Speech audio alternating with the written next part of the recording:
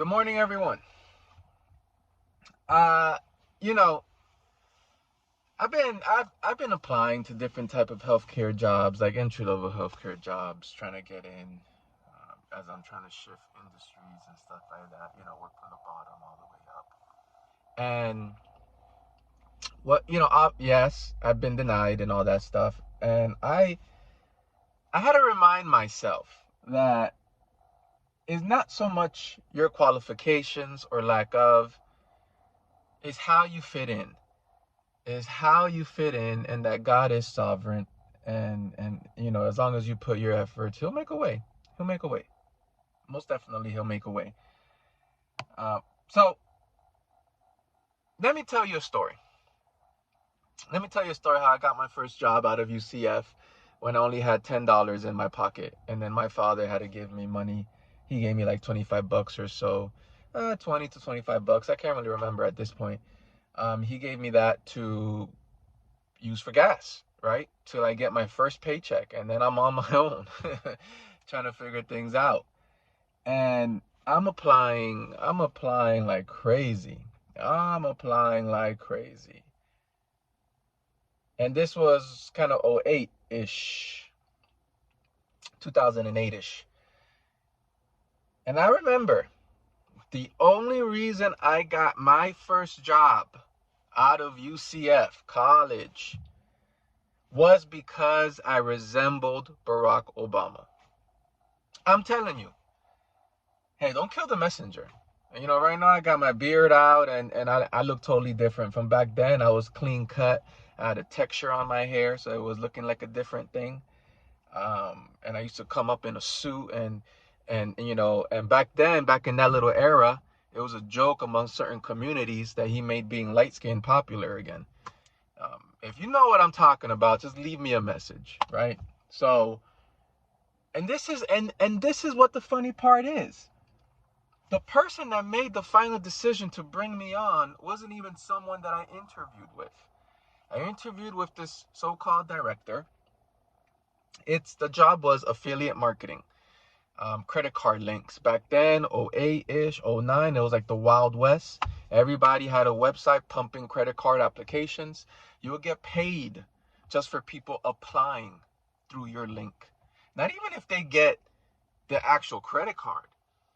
I think you get a little more money if they get approved for the actual credit card. But you just get paid off grip just for someone applying through your credit card link on your website that you're pumping. So I remember going to the interview. I was like, oh God, I need this guy. I'm just struggling. I don't know why it's so hard to get a job. And then I went through the whole coming down from Orlando, and I think that would be a different video of the things I went through and whatnot. Um, because I said no to one job, and I was like kicking myself in the head of why did I do that. But everything works out at the end, right? You only know these things looking back and connecting the dots. But when you're going through this type of rhapsody, you're kind of so like, what's going on? So, anyways, kind of like a long story short, I interviewed, knocked it out the park. I was like, yo, I think I might get this. I put my references down back in those days when they actually call your references, and I put 3 references. I remember my homeboy called me saying, yo, they called me. And I gave them a good reference on you. I said that, you smile a lot and this and that. Because back then I was called Smiley. I would always smile, always smile. Um, you know, whatever. Um, and I got hired. But when I got hired and I went in my department, the dude that made the decision pulled me to the side. And he's like, I didn't know how you look like. I didn't know what your resume was. Because he was like the quasi director of that little department. It was like this growing affiliate marketing company. They got bought over by a big financial institution, the owner, you know, whatever. Um, this dude stayed there and he became a director of whatnot, like a real director. Um, and I think he's even there now because a secure job. He's been there for 20 whatever years, and my story is different. I had to jump around and relocate and all that stuff. He was Kenyan, right? He got his, I think he went to Green Bay or something, got a bachelor's, somehow ended up in South Florida. And he pulled me to the side and he told me, he's like, I don't know how you look like, I don't know your resume or nothing. They just came to me and said, we have two candidates. They both seem like they can do the job. One looks like Barack Obama, one doesn't. Because back then Barack was this big thing. It's like, oh my God, this guy is running for president. Oh my God, he's gonna change the world and thing and thing and thing. And he told the hiring manager to pick me because I look like Barack Obama. Back then. And funny enough, I have an uncle that looks exactly like him. Even has the little mole and everything. Spitting image. And he pulled me to the side. And he said, I picked you. And he didn't say it this way. I'm just saying it this way because, I've evolved in my vocabulary. But he's like, I picked you because I was tired of being the only melanated person in this department. Only reason I got my first job.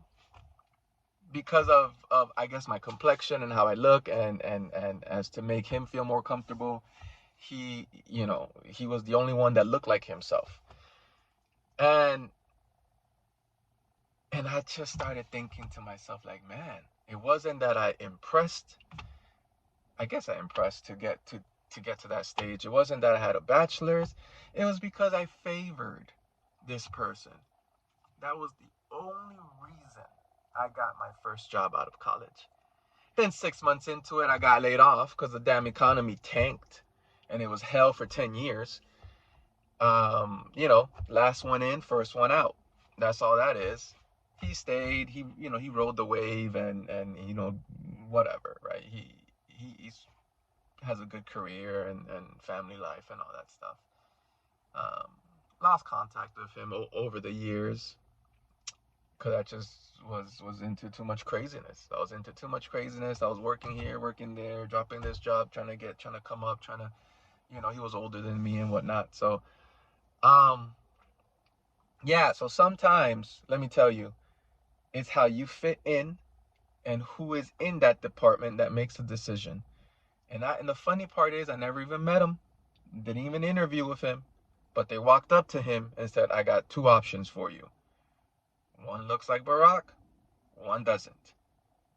Both of them can do the job. Weird, right? Weird. And he picked me. So that was the first job out of college. 6 months down the road, got laid off because the economy really was in a meltdown crisis. And my father helped me, gave me shelter, and whatever. So that's the story. Fast forward to today. That's why I don't. When I get these rejection letters, I mean, I don't really care. It's unless I get to be in person or go interview in person, and sometimes it's how you fit in the dynamics of the team, whatever you're trying to get into. If you can gel with them and all that stuff and all, whatever, man, whatever. God knows best. God knows best, because in that situation I just recanted, yes, I got laid off and I was asked out, but I was under my father's roof where I can kind of pivot. And you know what? For whatever reason, I had to be home. There was going through so much family problems, and I felt like I was the glue at that moment. So imagine if I wouldn't gotten a job in Orlando, would have been laid off same way. I would have been homeless trying to figure it out. Would have came back home anyways. There was a position I could have gotten in Pompano. Then I'll probably do another story on this. Would have been laid off and homeless. Would have come home anyways. Yeah, right. So you think about these things as you think about your life, and you realize that there's a purpose for everything if you're purpose driven. If you're faithful, if you're praying the good and the bad, God will carry you. He will carry you, even if it doesn't look like it at that moment. Even if it doesn't look like it, He will carry you. But you have to do your part. Never stop studying.